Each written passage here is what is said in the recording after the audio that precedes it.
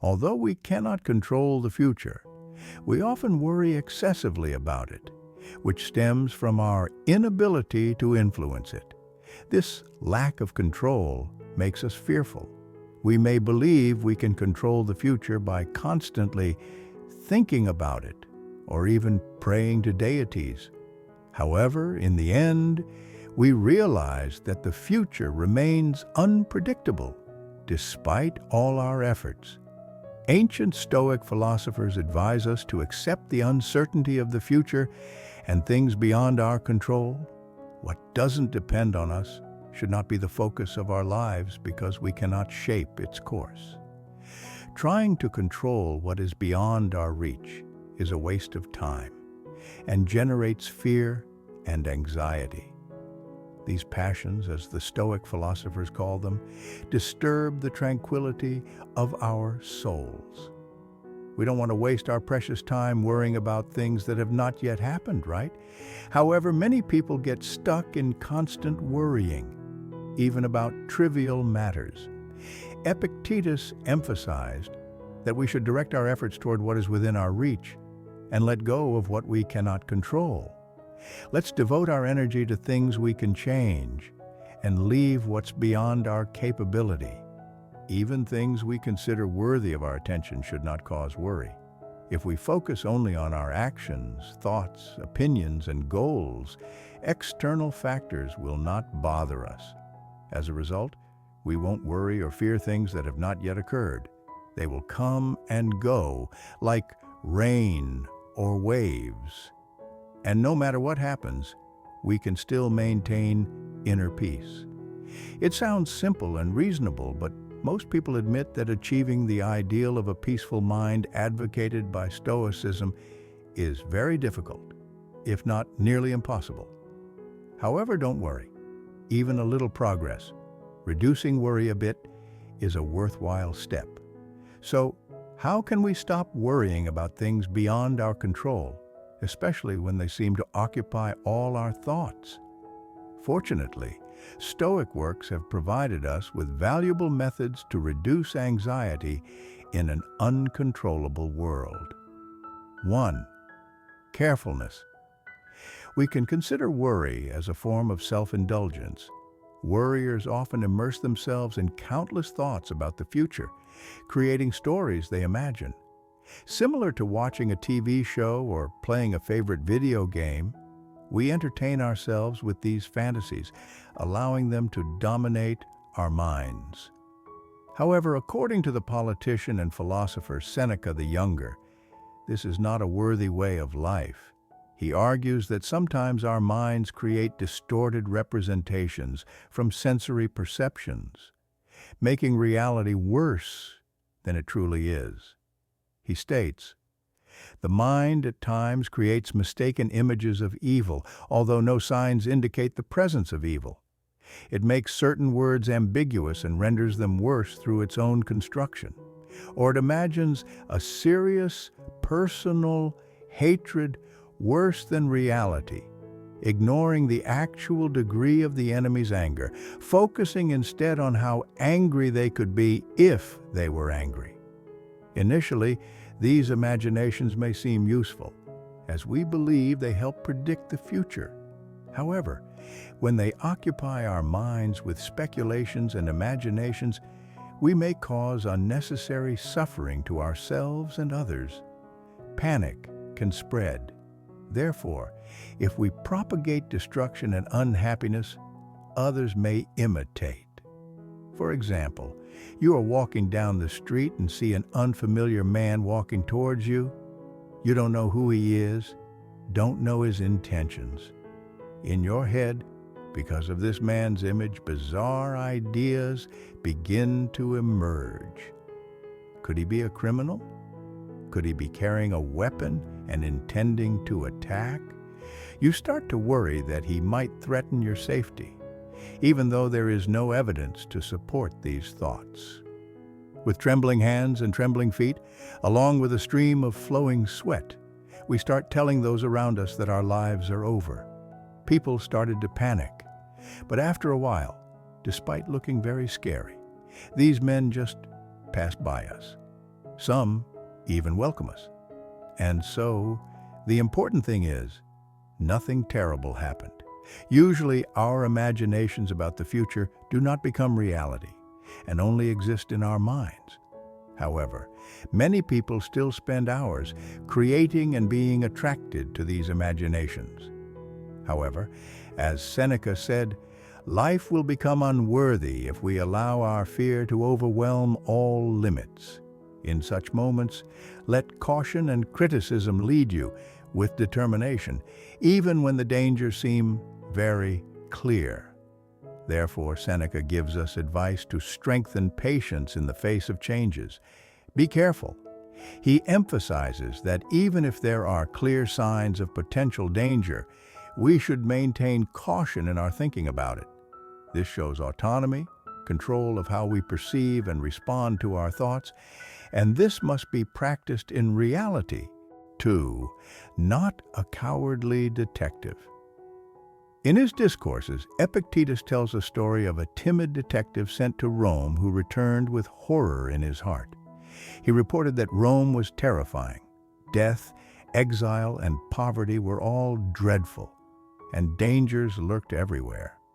However, when Diogenes was assigned the same detective duty in Rome, he returned with a different report.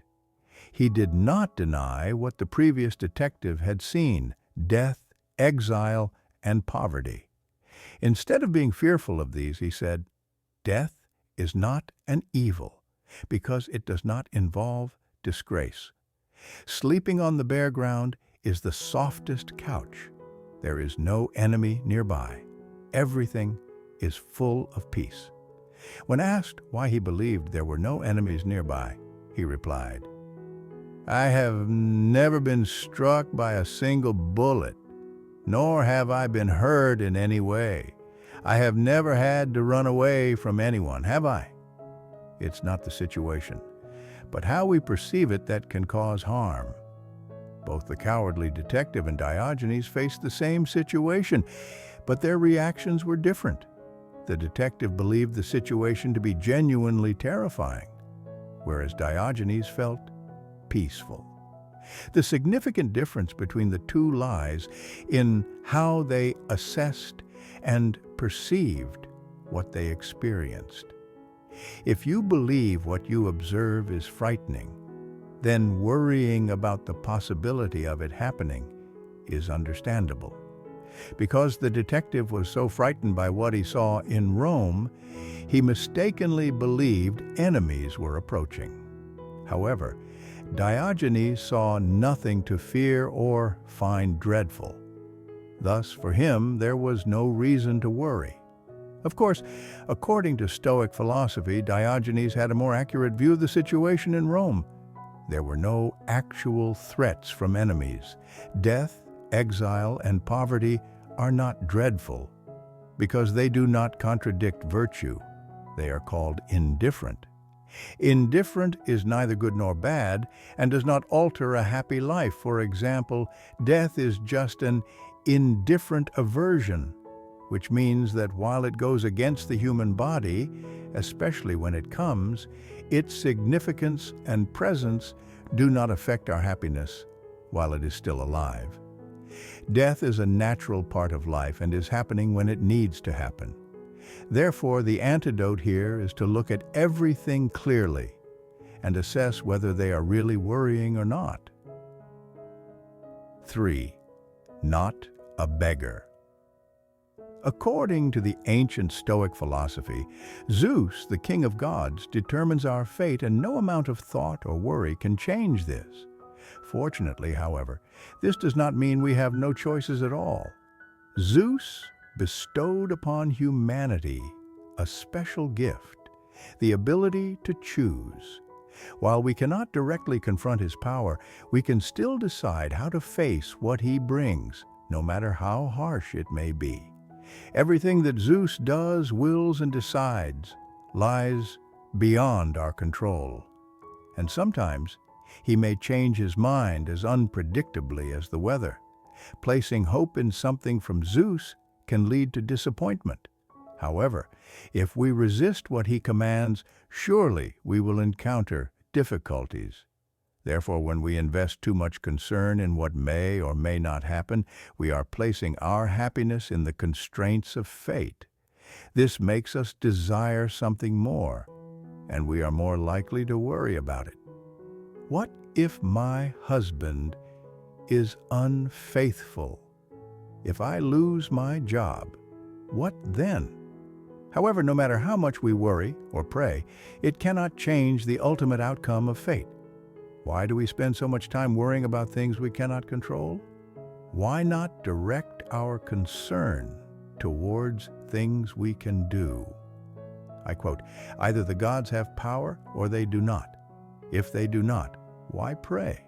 If they do, why not pray for other things instead of things that happen or do not happen? Let us pray so that we do not feel afraid, greedy, or depressed. If the gods can do something, they can certainly do it for us. These are the things the gods have left me.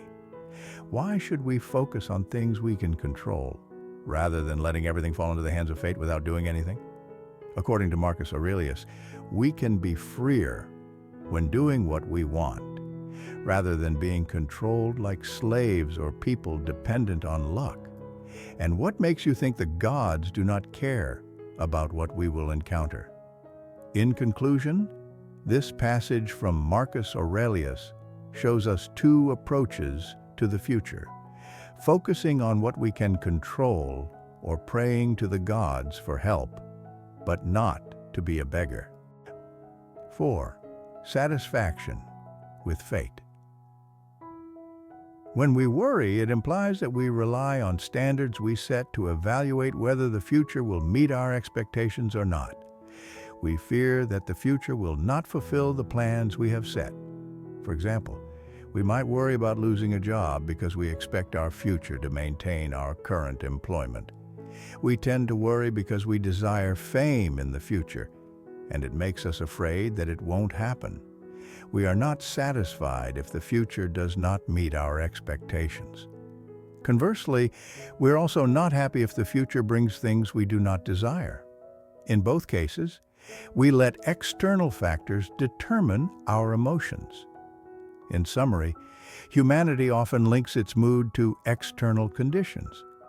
Therefore, we often spend all day seeking happiness from the outside and avoiding external pain. But in doing so, our pain never ceases because the outside world is unreliable. We worry whether fate will grant us wishes or whether the gods will forgive us our misery. So, there are two approaches to this issue.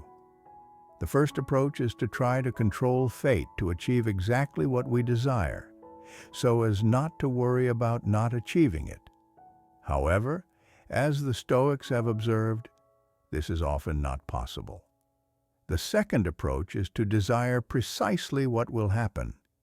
In the Enchiridion, Epictetus argued that if we desire children, spouses, or friends to live forever, we are foolish because we desire to control things that are beyond our control. Instead, as Epictetus emphasized, if we desire not to be disappointed in what we desire, this is entirely within our control. Therefore, let us focus on what we can control. He has the power to act on behalf of all others, to grant or remove anything they desire or want to avoid. So who is free, wants nothing, refuses nothing, is just dependent on others, or will be considered a slave? According to the Stoics, if our satisfaction does not depend on external circumstances, we are truly free. Nothing can happen to bother us. So if we accept everything that the future brings to us, there is nothing to worry about anymore.